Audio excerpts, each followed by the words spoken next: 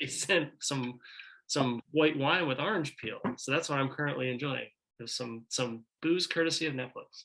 I rewatched Exit Wounds earlier this week, Yeah. and Warner Brothers sent me a 3/4 used sugar and spice candle from Yankee Candle. What was really funny to me was when I went, like when I got like when I saw like the press email and I was like oh, like this is great, Rocky cut, like this is Rocky versus Drago, it could be great, 40 minutes of footage, or I think he said like it was like 40 minutes of new footage. Mhm. I assumed it was like, okay, so the movie will be like closer to 2 hours now. Yeah. And he's like, no, it's still an hour and a half. He just cut a bunch of other shit out. Yeah, I couldn't believe it either. Like when I went to go rent it, because I couldn't make the Fathom event screening. When I went to go rent it, Yeah, I was like, this says it's 93 minutes. It's gotta be it's gotta be the original. Like, exactly. where's Rocky versus Drago? And I kept searching around. I'm just like, well, wait a minute. Rocky 4 is 91. This is 93. Maybe this is it. And then I went online and confirmed it. But And that's the thing that surprised me the most about it, which I mean, we haven't talked about how we feel about it yet, but like I really like this. I thought this was really I thought thematically and the way that it sets up more of the through line of like the later Rocky movies. Like it's like a pivot point for like Rocky 4 or 5, Balboa, then Creed and Creed 2. yeah. But I also I didn't get to rewatch Rocky 4. My memory is always Rocky 4 is like a music video. Like it's basically just two montages more or less, and but I like the way this one kind of restructures the beginning. It brings the end of Rocky 3 into it and gives you a little bit more context. I liked all the new Apollo Creed stuff.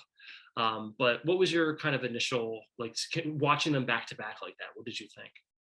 I mean, it was a great experiment.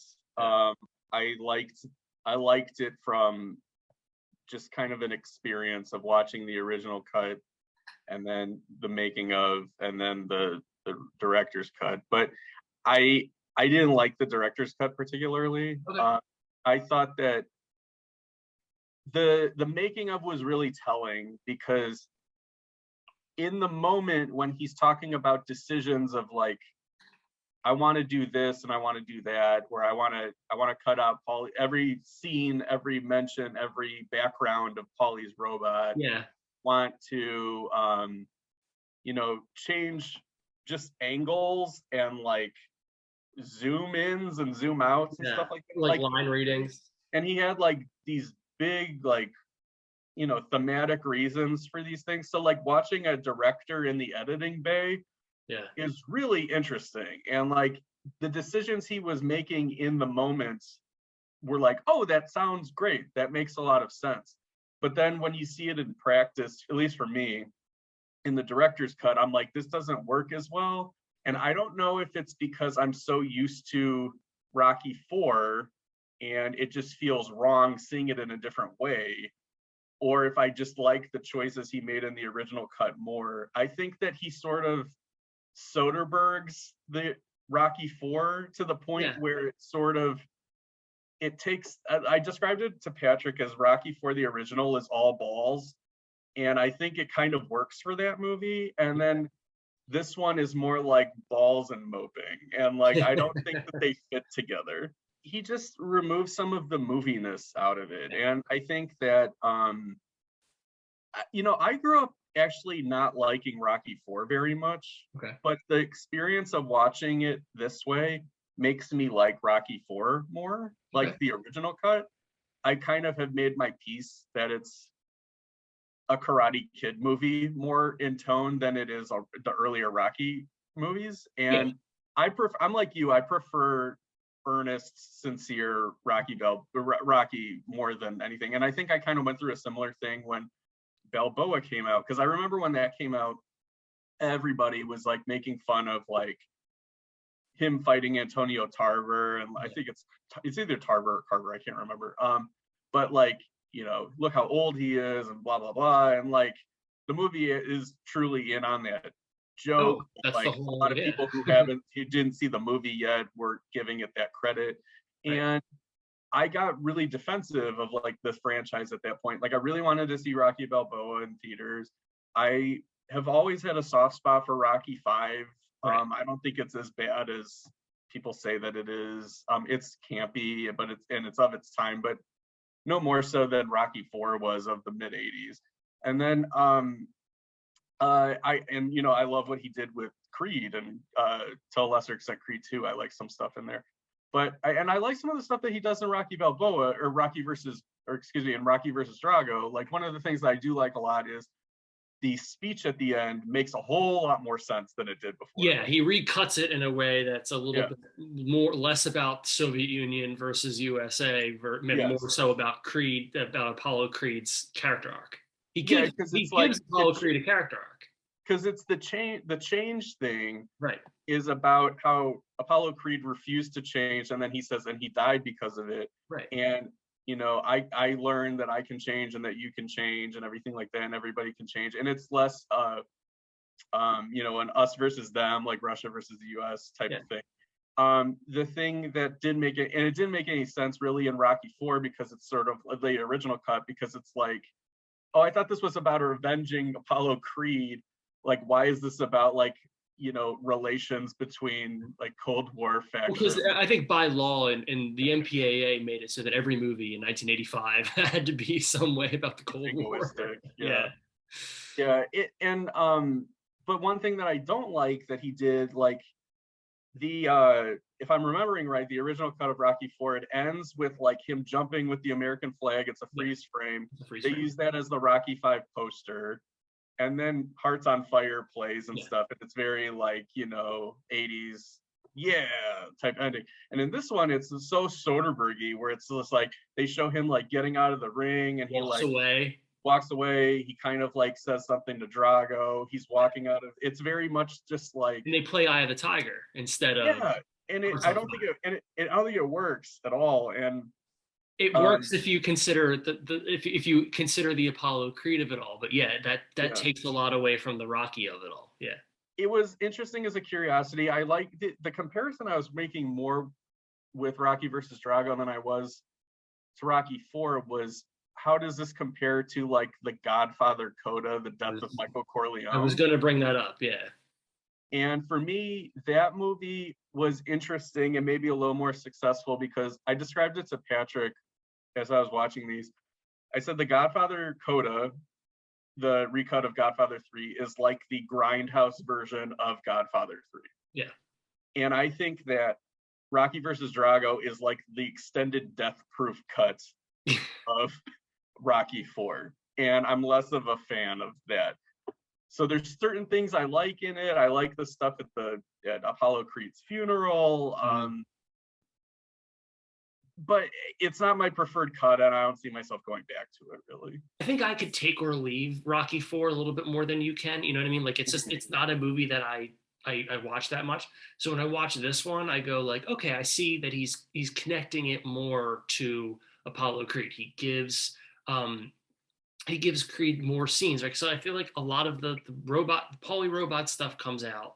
Yeah. And there's that like more extended sequences with Apollo Creed talking about because that whole scene where he's talking about how he wants to do it is new, right? Or it's extended at least. The scene where they're watching the fight and he's talking about the warrior has to fight and all that. Is that new? That's all new. Yeah. That's all new. Okay. Yeah. See, I thought so because that to me makes that make more sense. So it makes a lot more sense from a Creed standpoint. Exactly. Sure. So if you see this more as like the way he edits it as Apollo Creed comes to help him out at the end of Rocky 3. Like he starts, I mean, every Rocky movie starts with the end of the previous Rocky movie, but this one is like a montage of the back half of Rocky 3, where it's like Creed comes to get him and all that, and they work it out. It's a lot longer. Yeah. It's a lot longer. That prologue is a lot longer, which if you consider it like the Creed cut, and it's that. I think it's successful. And as a person, as we learned last week, as a person who likes story, likes character, more than necessarily a movie's energy or vibe, I like this cut. But then again, I did not. You have the benefit of just having rewatched both. I haven't watched Rocky 4 in a couple of years, so I would love to go back and rewatch it now. He just tinkered with certain things way too much, like within scenes. Like I think like changing angles, cutting out frames, like changing the rhythm of the end fight, I think it feels off to me. Yeah. Like it just like it doesn't land, to use a pun, it doesn't land its punches like the other one did. It just feels very almost rushed in a way. And it's weird because like because one of the things he talks about in the making of, which I totally recommend, it's fascinating. I'm definitely gonna watch it's it. better than either cut of Rocky 4. Okay. But the thing that's interesting about it is he's talking about like, oh, in the fight between Apollo and Drago, like I want Apollo to like not just go in there and get killed. I want him to kind of have like a little bit of a comeback, and then like that's when he gets taken out. And I didn't see that much in the director's cut, so it was weird that he was talking about it in the making of. But in the director's cut, the thing I was noticing was there was a couple of beats that he took out, so it seemed less like a regret that Rocky didn't throw in the towel sooner. It's more like he didn't have a chance to throw in the towel. That Creed, because there are a couple more shots of Carl Weathers saying like, "Don't stop this fight. Like if you're my friend, you won't stop this fight." He takes a little bit of the onus off of, and you could see Stallone sitting in the edit bay being like, "I want to tweak that a little bit because I don't like the way Rocky comes off in this." You know, what do you generally think about like doing this, like this idea of a director, especially somebody like Stallone, who's like, I feel like, and this goes to everybody when we look back at things we've done in our lives, right? Mm-hmm. The opportunity to have a do-over, the opportunity to say, I'm Sylvester Stallone, I was the writer and director of this movie. This came from a period in my career where I was, famously very egotistical, very, worried about my appearance, like, and then to change the movie to, one, give my co-star more screen time and add a little bit more humanity to it, just to put it in a simplistic way. Yeah. I guess my question is like, is that fair? Is that fair to the movie? And is it like cheating? I think a filmmaker has a right to do whatever they want to, like, as long as they don't remove the original version from circulation. There's the Lucas. That's the Lucas thing. Yeah. But I'm more of a fan of it when it's like Kingdom of Heaven or Dr. Sleep, where like they're like, this was supposed to be this. Yeah. But like because of runtime or studio, things, we had to make it this, and it's like a year or two after. Right. I'm much more of a fan of that than when it's like 30 years later and you say like with Stallone, he was saying, MTV was the thing, quick cuts, that's visual storytelling. Very much of its time. And he's like, and now I realize I didn't trust the audience enough, and like, you need to have, if you want to tell a dramatic story, you need to tell it as a drama and not as like this kind of pumped up action movie. As a music video. Like as a music video. And I think that it's sort of, I don't know what the right word is necessarily. I just think it feels less special just by definition because it's not organic. It feels right, like there's almost like a charm of it being of its moment, even if it has flaws, rather than being kind of this Frankenstein monster that you create on your own. It's funny, in the making of Stallone talks about how if he had it to redo completely, he wouldn't have even killed Apollo Creed. He said like he would have just had him be paralyzed from the fight and everything, and then it was sort of like his story and like his impetus to change or not change and things like that. But then he said, by doing that, you're basically doing like a Creed erasure. What's a better song, Eye of the Tiger or Hearts on Fire? I prefer Hearts on Fire. I kind of do too. I think Eye of the Tiger's got some like really good guitar riffs, but like in terms of like propulsion and like and the voice, I prefer Hearts on Fire. Yeah, me too. So next time we're doing Resident Evil Welcome to Raccoon City, which because of your enthusiasm and Kaya Scodelario, I'm looking forward to more than I've ever looked forward to a Resident Evil movie. You're right. You're right. Rightfully so. Yeah. No, I'm very, very curious to see how this is. This is a movie that is, again, literally made just for me. It's made for the people who love the first two video games and didn't care much for the Mila Jovovich movies. So until next time, These seats are reserved.